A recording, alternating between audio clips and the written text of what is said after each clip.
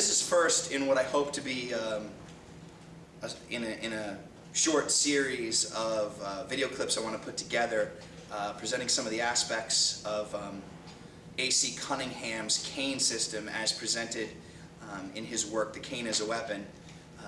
And one of the things I want to talk about in this, my first shot at making one of these videos to share with everyone, is I wanted to talk about the parrying system of Cunningham and his approach to parrying as he describes it in The Cane as a Weapon. As I like to describe Cunningham, he is painfully brief in The Cane as a Weapon. He is not very verbose, so it's very... From the section Parries from The Cane as a Weapon. From the position of right guard, with the point of cane down, 2 circular parries upward, one to the left and one to the right, may be made to cover the entire person.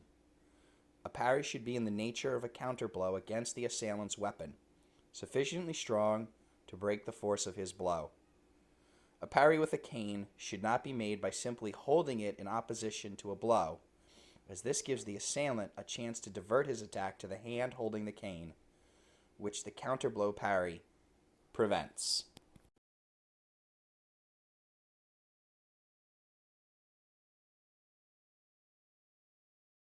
Cunningham describes as an upward circular motion that works as a parry.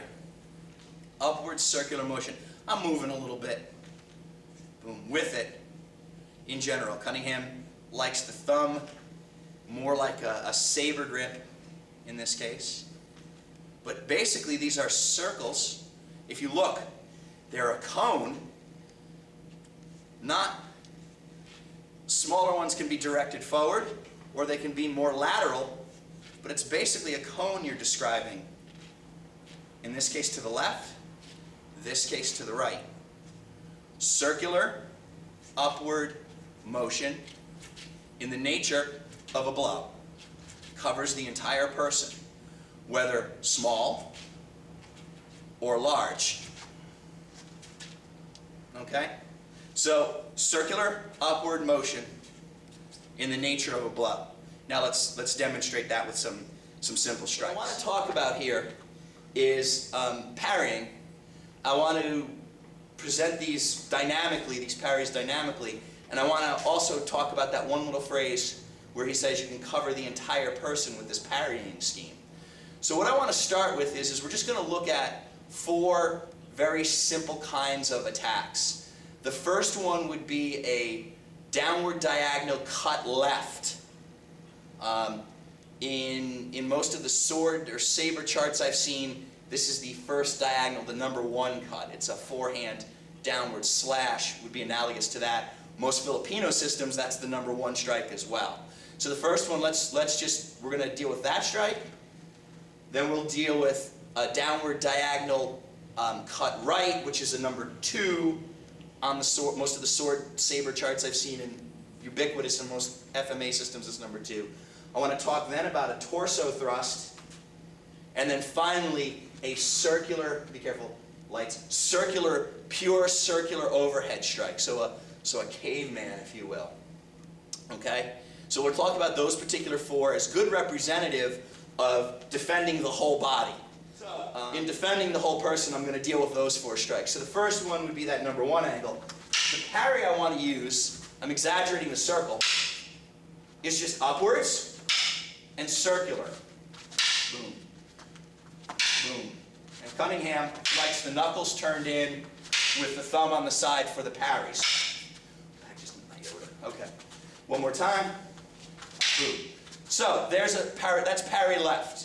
The amplitude, the size of the circle I make is going to be in response to the angle and size of the swing he makes. Boom. Boom. Now, the same basic mechanic is going to apply now to the left.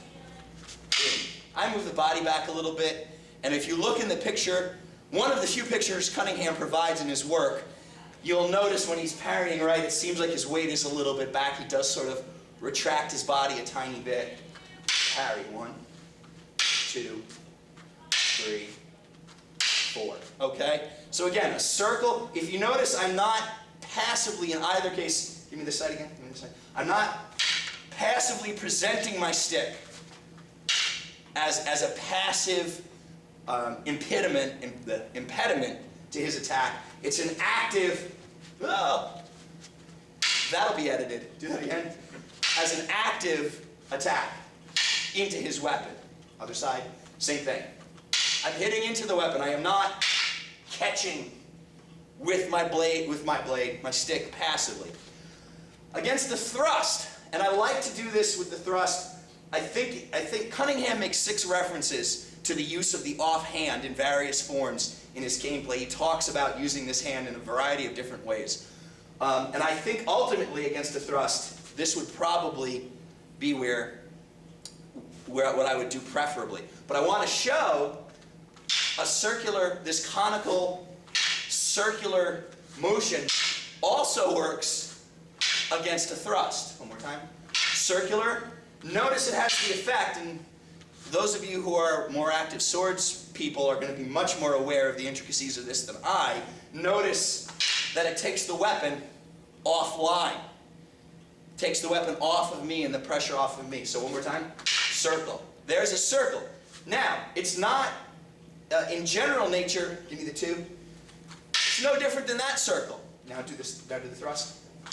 It's just smaller. The amplitude of it changes. The diameter changes.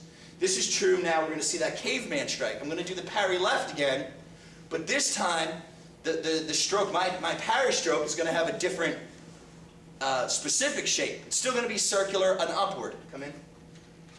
Boom. I moved a little. Boom. But there it is again. Notice the